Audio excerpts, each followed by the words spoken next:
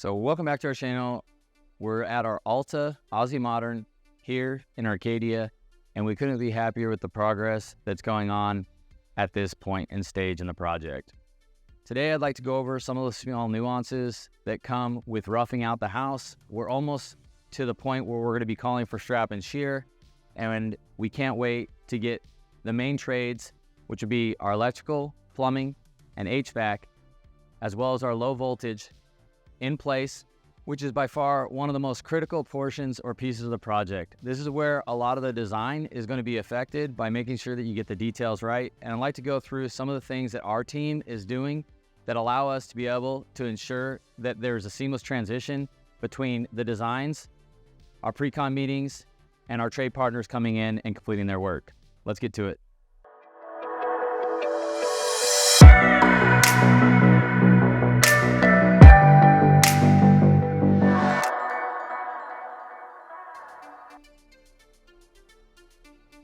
So I'd like to talk a little bit about the prep that we want to take care of prior to our trade partners being on site. The first thing we want to do is, granted that we don't have any finished concrete floors, to be able to mark our bedrooms appropriately.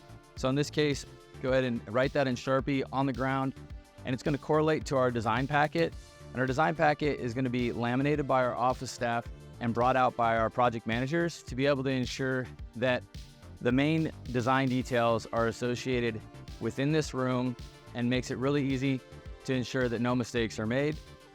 Now, this will be coupled with a plan set that's been supplied to each of our trade partners that will allow them to be able to get the appropriate pieces of this project complete as needed by those individual teams handling electrical, mechanical, and plumbing. So you'll notice as we go through this video, you'll see most of these design details associated in each of the rooms to help with a seamless transition throughout this stage of roughing. So the second item that our team is going to take care of is to ensure that cleanliness is of the utmost importance. And the reason for this is that we've pretty much finished framing, although there's a few additional details that still need to take place. We want to make sure that our trade partners that are coming in next understand that our expectation is to keep our job sites as clean as possible. It also helps to ensure that we have safety on our job site, and that right off the bat, our trade partners know that we would like them to keep this house as clean as it was the day that they showed up to the job site. One of the things that we do to be able to set that precedence, as we talked about in previous videos, is to ensure that our trade partners have the appropriate amount of trash cans throughout the house. That is a quick reminder of how important this task is at the end of the day. The funny thing is, for quite a few years, it was a struggle for us to ensure that our trade partners understood what cleanliness meant to us. And ultimately, it was the addition of about a dozen trash cans throughout the job site that really helped to illustrate this important matter. But it also gave our trade partners a convenient way to ensure that they always had something available to meet this constant demand. So moving forward, I feel like this is a critical component that every builder should integrate into their build processes, because if you don't provide something that allows you to be able to get the result you're looking for, then you'll never be able to expect it from those that are working on your job site. So now that we've prepped the stage for our trade partners to come in and complete their work, what's the next step of the process? Well, ultimately, our PMs are responsible for having pre-con meetings. So what exactly is a pre-con meeting, and how do we work out the nuances of what's covered within that meeting? Well, we're going to have essentially 5 pre-con meetings. One's going to be with the architect, which we just had last week. We're going to have pre-con with our electrical company, our plumbing company, our HVAC company, and our low voltage company, as well as some of the other various trades. But for roughing, that mostly encompasses the key aspects that are so critical to get the details right behind the walls. So the first item that we're going to cover is, once we're done with framing, or at least 95% complete, we're going to actually have our architect and our design meeting on site. This happened last week for our ALTA project, and our architect couldn't have been happier with how this project's shaping up. The first thing that we want to address is any changes that we've made on the job site. So for instance, on this project, one of the areas was our fireplace detail, as well as our stair detail that was originally called out as a floating stair detail. So we wanted to make sure that our architect was in line with what was actually going to happen. Now, this particular change on the stairs was a value engineering piece, which we'll get to in a later video, but it was an absolute necessity as far as changes go so that we could be able to keep some of the other design intent in line with the architectural plan set and still keep us within budget. While our architects and designers aren't always happy with some of the value engineering that has to take place, it's ultimately a decision that's required during the course of construction for us as the contractor to have good communication with our client, to be able to ensure that they understand the costs associated with specific custom details that might make or break their project. The second item that we're going to cover with the architect has to do with the overall quality of the plan set that was provided. And the specific things that we're going to be looking for have to do with all the things that are associated behind the walls.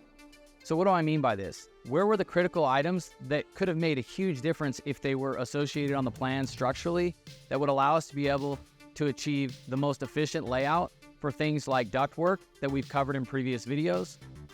Where are some hiccups when it came to sizing requirements, particularly for the trusses? In this particular instance, we had some glulam beams, and to be able to get the appropriate pitch required on the outside roof deck that is to our west, we actually had to raise those trusses about 6 inches to be able to meet the clearance of that beam to ensure appropriate drainage with the crickets associated in that space.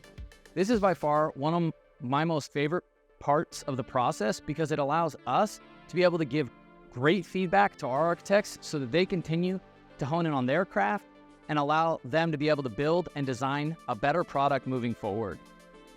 I've said it before and I'll say it again, collaboration throughout the project with your design team and your construction company is absolutely critical to be able to ensure a high quality build every time and allow us to be able to continue to build and learn for decades to come. So after we've had a chance to meet with our architect and our design team and go through the ending of our framing details and have an amazing time discussing some of the next steps that will be coming in the project, it moves on to meeting with our trade partners. Now, as I mentioned, there's 4 critical pieces of roughing, and that's going to be our electrical, our plumbing, our mechanical, as well as our low voltage package. And it's critical for us to spend the appropriate amount of time with each one of these trades on site prior to them starting their work. The first meeting that we're going to have is with our electrician, and we're mostly going to be going over the overall architectural design set as well as any of the locations of some of the accent lighting throughout the home, to be able to ensure that they start off on the right foot and they have the appropriate placement. This also helps to negate additional change orders as well as any minor adjustments that might need to take place prior to the completion of running wires throughout the home. The second meeting that we're going to schedule is going to be with our plumbing company. And once again, we're going to be going over all the design details, the design sheets, the locations, the amount of fixtures that have been called out, be able to ensure that our roughing valves have been ordered and accurate, and be able to schedule the appropriate time for delivery to ensure that these items are here and available the day that our plumbing team starts. Third is going to be our HVAC. We're going to have an opportunity to be able to run through many of the nuances of the truss layout that we discussed with them during framing and be able to talk about some of the areas that might have to get adjusted or changed based on things such as better energy efficiency or tight tolerances that will only allow us to be able to get into a certain location. By having this critical meeting, we're allowed to be able to determine any additional hard ducting requirements, as well specialty register boxes that will allow us to be able to ensure that this home stays cool year-round. Last but not least is going to be our low voltage system. And because this typically isn't part of our architectural plan sets and really doesn't fall in line with our overall interior design scope, this is the time where we're able to illustrate exactly what it is that we want to integrate into the home and determine proper placement of things like interior speakers, networking cabling that typically resides in each one of the bedrooms of the home, where our harness will be located, and what we want included in our rack system that will allow for easy integration of our homeowners in this highly digital era. So as the old adage goes, if you fail to plan, then you're planning to fail.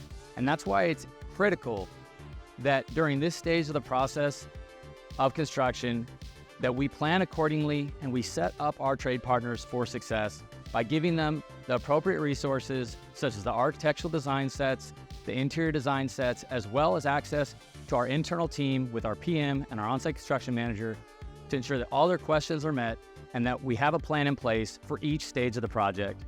I really can't emphasize enough how important this is and how important the collaboration of many pieces of the puzzle come together during this amazing stage, which is our roughing stage here at Rebuild the Block. As always, thank you for following and have a great day.